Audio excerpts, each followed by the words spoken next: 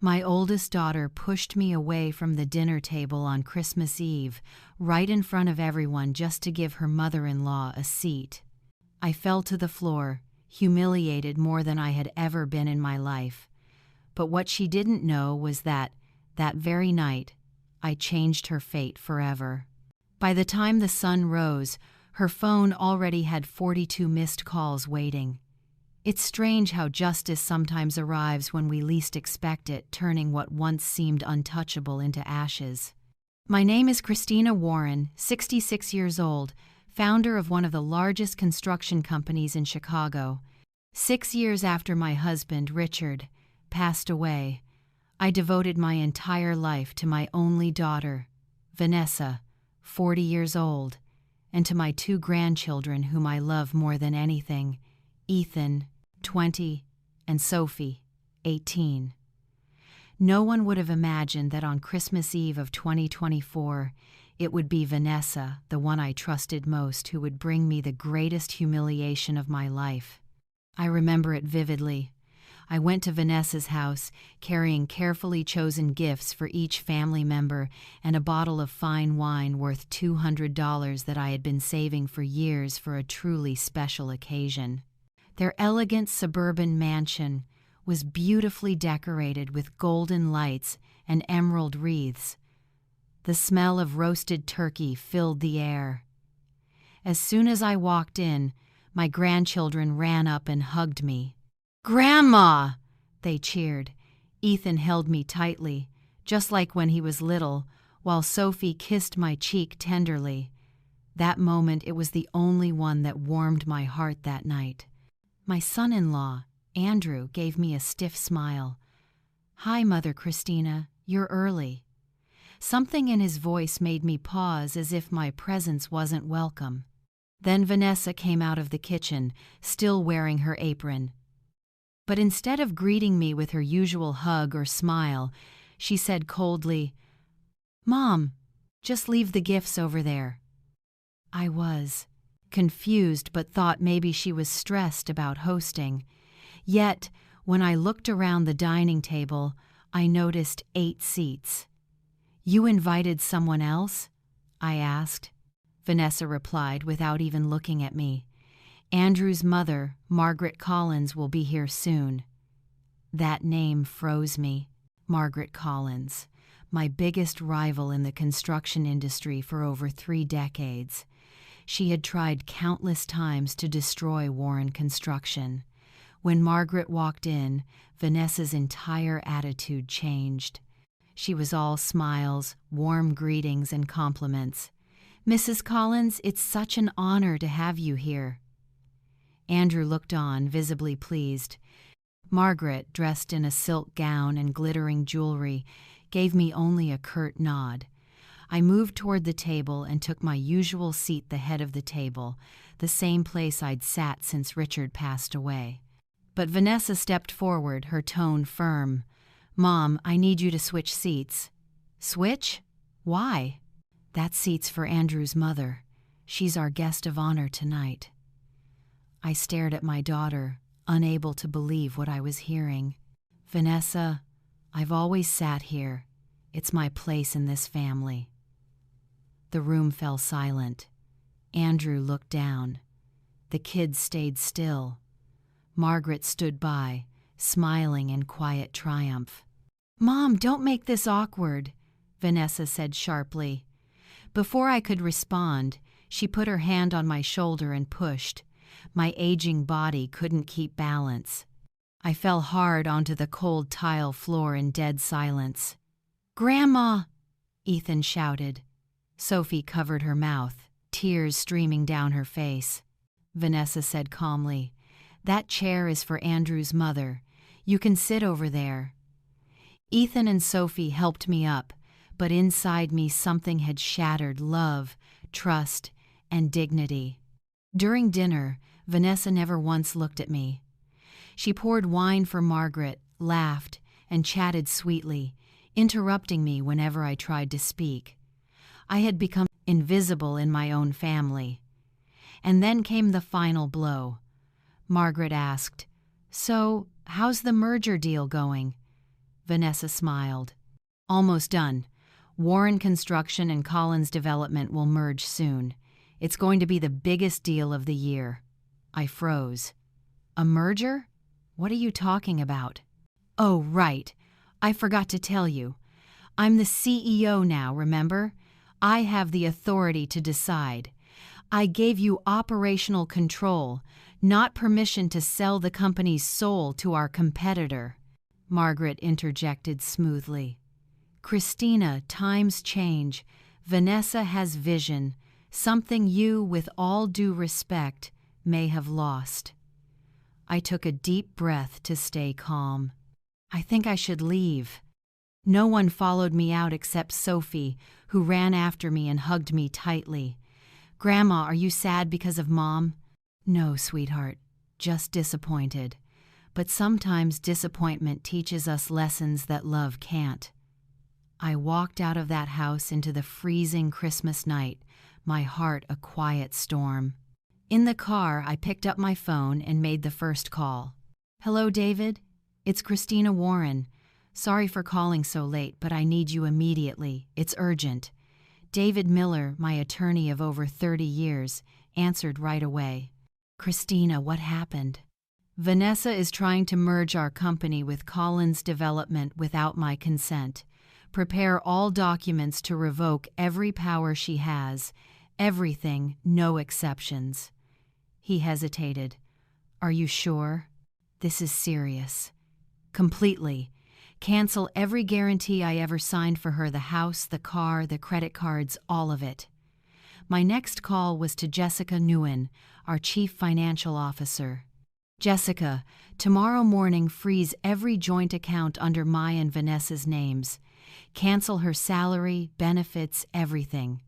And finally to Maria Lopez, my loyal deputy for over 20 years. Maria, be at the office early tomorrow. Remove all of Vanessa's things from her office. Leave a note on her desk. What should I write, ma'am? Write, this place is not for you. I want her to understand that clearly. I drove home through snow-covered streets, no longer trembling or afraid. Vanessa thought she had won, but she forgot one thing. I'm the one who built the board, and tomorrow morning she'll finally learn the real rules of the game. Grandma, do you think you're being unfair? There was a long silence. No, Grandma, Lily whispered.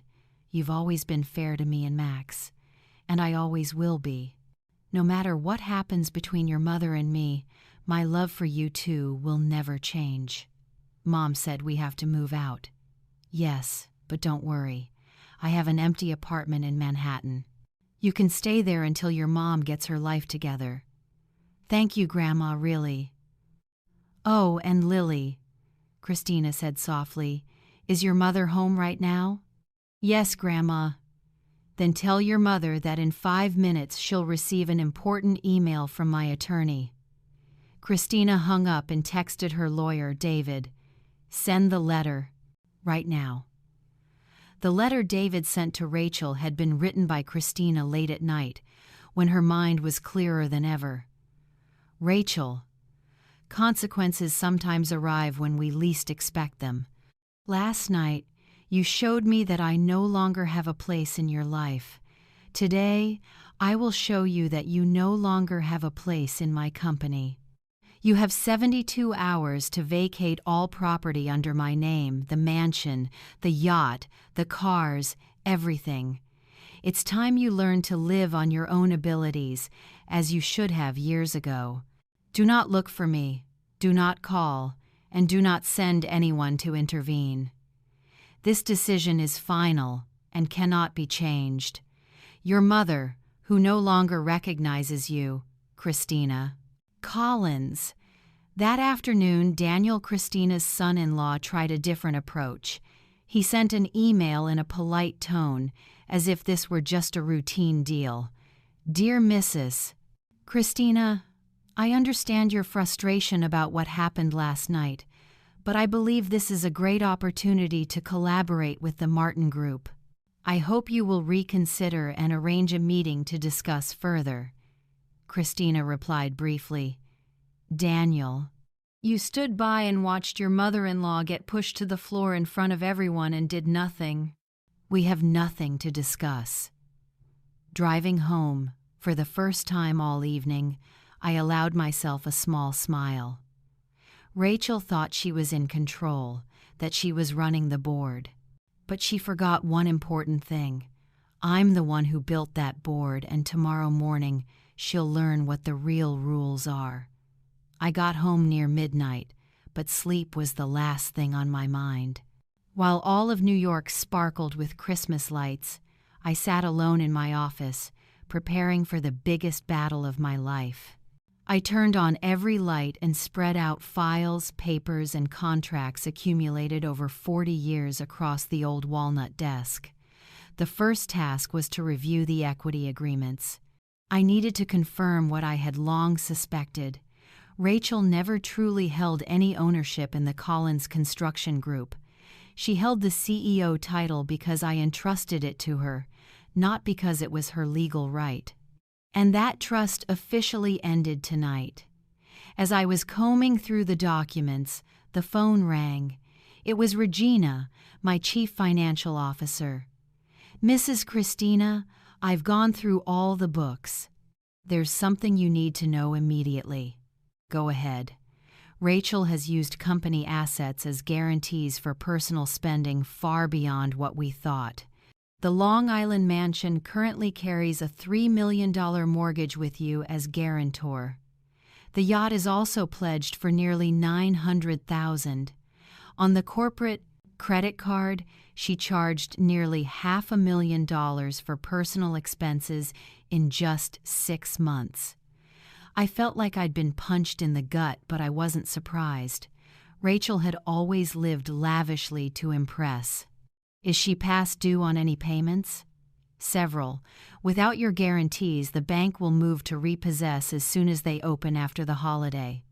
"Good. Cancel all guarantees in the morning." "Are you sure? That will crush her completely."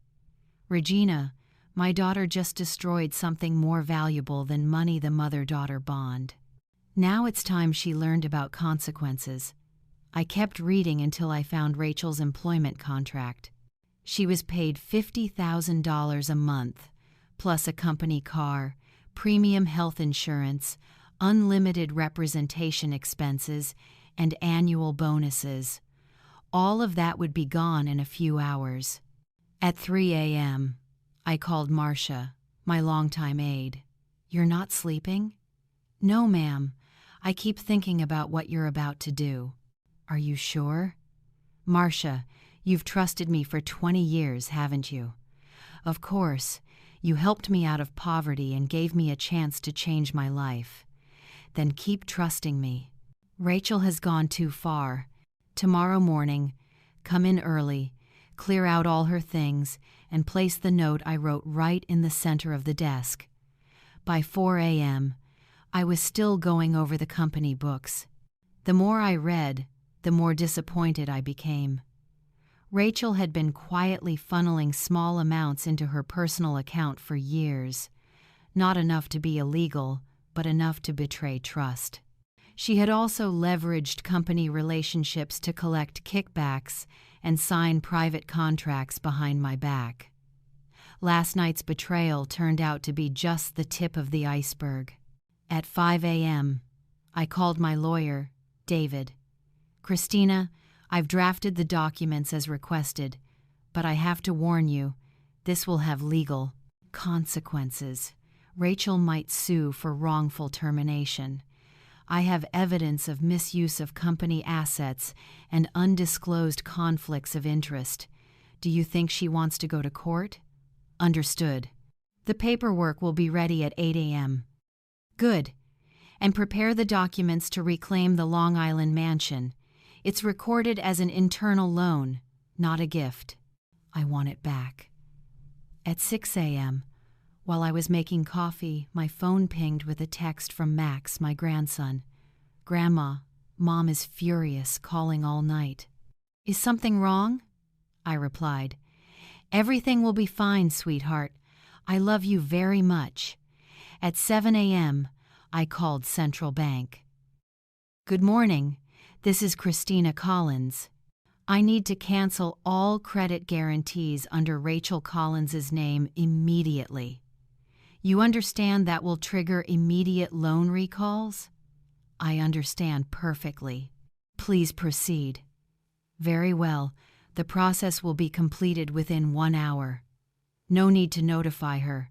She'll find out. At 8 a.m., David brought the files. I signed each document revoking executive authority, canceling bank powers of attorney, terminating for cause, reclaiming loaned assets. David looked at me. Once you sign, there's no going back, I answered. My daughter pushed her own mother to the floor in front of her kids. Do you think there's anything to go back to? At 8:30 a.m., I signed the last page. At 9 a.m., Marcia reported, I've cleared out all her things, even the plant. Your note is right in the middle of the desk. Good. When she arrives, let her discover it herself. At 9:30 a.m., Regina confirmed, all guarantees have been canceled. The bank will begin collections within half an hour. I put on my best suit. Today wasn't just any day. Today was the day Rachel Collins would learn what consequences truly mean. I took the last sip of coffee and watched the sunrise through the window. After a sleepless night, I felt more clear-headed than ever. My phone kept lighting up, calls, texts, emails. The storm had begun. Rachel woke up on the morning of December 25th with a sense of unease. While I sat quietly at home, watching my phone, 15 minutes later her first call came in. I ignored it. The next text, Mom, something is really off. We need to talk. I smiled. The storm was only beginning. I could picture it. Rachel in expensive pajamas, standing in her marble kitchen, fielding call after call. Banks, car dealers, vendors, credit card companies. In just 1 hour, she received 42 calls as her entire financial world collapsed right before her eyes. At 11 a.m., just as I expected, she drove straight to headquarters. I sat in my home office, reading Marcia's message. She's here, completely panicked. Stay calm. A few minutes later, she found the note. She's screaming. I could picture every second of it. Rachel walking into her office, seeing Marcia sitting in her former chair, and then spotting the note lying in the middle of the desk. This place is no longer yours. The very same words she had thrown at me the night before. From that moment, my phone didn't stop ringing Rachel, Daniel, even Margaret Martin, the woman who had orchestrated it all. I ignored every call. The time for talking was over. This was the time for action and consequences. By 1 p.m., Marcia reported, she's been escorted out of the building, tried to take her company laptop, but security stopped her. Good. Thank you. How's the atmosphere at the office? People are relieved. Honestly, everyone prefers working with you. At 2 p.m., I received an email from David. The repossession documents for the mansion have been filed. Rachel has 72 hours to move out. By 3 p.m., the inevitable happened. Rachel showed up at my gate, shouting, banging, demanding to see me. I had instructed security not to open it under any circumstance. Through the security cameras, I watched my daughter, once a proud woman at lavish parties, now crying, furious, and pleading. Did it hurt? Yes, but not as much as being pushed to the floor by my own daughter in front of the grandchildren I love most. At 4 p.m., I received a call from an unknown number. Grandma, Christina, it's me, Lily. My granddaughter's voice softened my heart. Sweetheart, it's Grandma. What's wrong? Mom said you ruined everything, that we're going to be homeless. No, darling, Your mom is facing the consequences of her choices, but you kids did nothing wrong. Don't worry. But she's saying awful things about you. I know, but you saw it, didn't you, Lily? You saw her push me yesterday. I paused for a moment, my voice low and steady. Now you'll understand, Lily, real love doesn't mean letting people do whatever they want. Sometimes love means having the strength to say enough. That night, while America shimmered under Christmas lights, Christina sat alone in her quiet home, but strangely, her heart was at peace. She had done what needed to be done. The pieces were where they belonged. Now Rachel would have to face the reality she once dismissed. Before going to bed, Christina received a text from Max, her grandson. "Grandma, Mom's been crying in her room all day. Dad's yelling. Lily says we're moving into your apartment. Is that true?" "Yes, sweetheart, and you can visit me anytime." "I love you, Grandma." "I love you too, more than you could ever imagine." Christina fell asleep feeling lighter. Despite the pain, she knew she had done the only right thing after her daughter's betrayal. The morning light would bring new challenges, but for the first time in years, she was ready to face them on her own terms. 3 days after Christmas night, while Christina was back managing her company directly, she received an unexpected call. Lily's voice sounded more mature, more grounded. "Grandma, I have to tell you something important. I found out why Mom did what she did on Christmas Eve." "Why, sweetheart?" "Last night, I overheard her talking to Dad. She didn't know I was listening.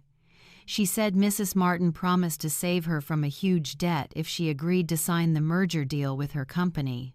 Mom made bad investments, lost a lot of money, and now owes over $5 million to loan sharks." Christina froze. It wasn't just arrogance or betrayal, it was desperation. "And why didn't your mother come to me?" "She said she was ashamed. She said you'd never forgive the things she'd done. Mrs. Martin knew everything and used it against her. She told Mom that if she wanted to prove her loyalty, she had to break you in front of everyone on Christmas night." Christina gripped her phone tightly. For a moment, her blood boiled. Margaret Martin, her lifelong rival, had manipulated her own daughter to strike at her heart. "Thank you, Lily. You were very brave. But Grandma, what's going to happen now? I'm scared." "Mom's been different, angry all the time. Yesterday she punched a mirror." "Don't be scared, sweetheart. Grandma will handle this." After hanging up, Christina sat in silence. The fury faded, replaced by deep sorrow and a flicker of pity. Rachel had made terrible choices, but had also been prey to her own weakness and despair. She called David. "David, I need you to investigate every project Rachel's been involved in over the past few years, contaminated land, bribes, anything suspicious. Christina, if there's criminal activity, we'll have to report it." "I know, but first I need the full truth." Then she called Jessica, the CFO. "Track all of Rachel's personal financial movements over the last 3 years. I want to know exactly where the money went and who she owes." The findings over the next few days were worse than she imagined. Rachel had joined a fraudulent investment ring, buying toxic land cheap, forging environmental reports, and selling it for massive profits. When the authorities started investigating, she used company funds to bribe inspectors, then borrowed from organized loan sharks to cover the gaps. Margaret found out and used it to control her. A week after Christmas, Christina arranged to meet Rachel at a small cafe in downtown Dallas. Rachel arrived looking exhausted, her eyes hollow. "Mom," her voice trembled. "Don't say anything," Christina interrupted. "I know everything, the debts, the bribes, the polluted land, and your deal with Margaret." Rachel's face went pale. "Mom, how did you find out?" "That doesn't matter. What matters is that you were willing to destroy your own family out of greed." Rachel burst into tears. "They threatened me, Mom. I didn't know what else to do." "You always had a choice, Rachel. You could have come to me." There was a long silence. "So what happens now? Are you turning me in?" Christina looked straight into the eyes she once adored unconditionally. "No, but you're going to make it right. First, you'll tell your kids everything, the full truth. They deserve to know who their mother really is. Then, you'll return to the company not as an executive, but as an entry-level assistant on minimum wage. Maybe, if you work hard, you'll earn back a fraction of the trust you destroyed," Rachel whispered through tears. "And my debts? I've paid them, not because you deserve it, but because I won't let my grandchildren suffer for your mistakes." "How did you pay them?" $5 million is nothing compared to my peace of mind and their safety." That afternoon, Christina met with Margaret Martin. When the woman walked into her office, wearing that same smug smile, Christina calmly placed a folder on the desk. "Margaret, this is a copy of the investigative report detailing the bribes you paid to obtain construction permits over the past 5 years.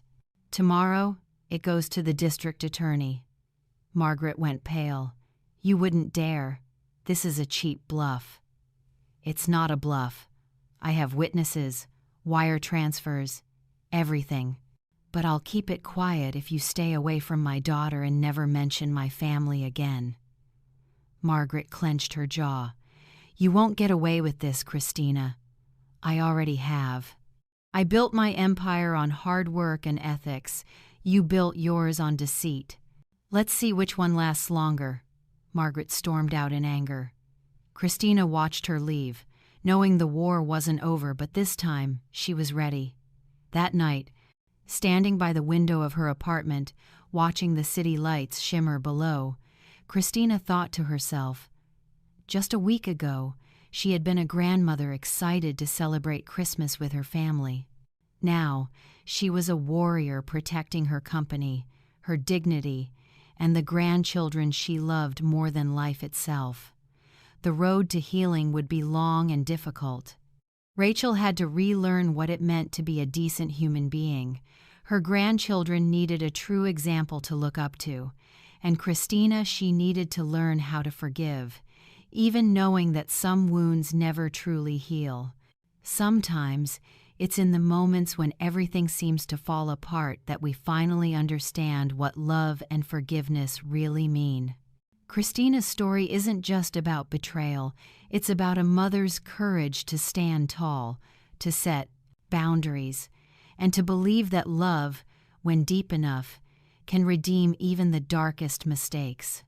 Because in family, forgiveness doesn't mean forgetting, it means choosing to trust again, even when your heart has been broken.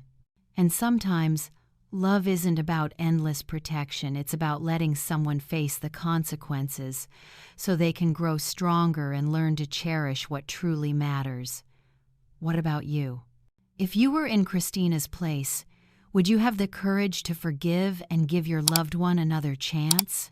Share your thoughts below. Perhaps your story will inspire someone who's still searching for a little bit of hope. And don't forget to stay tuned for more stories where each one teaches us something new about love, humanity, and the power of forgiveness.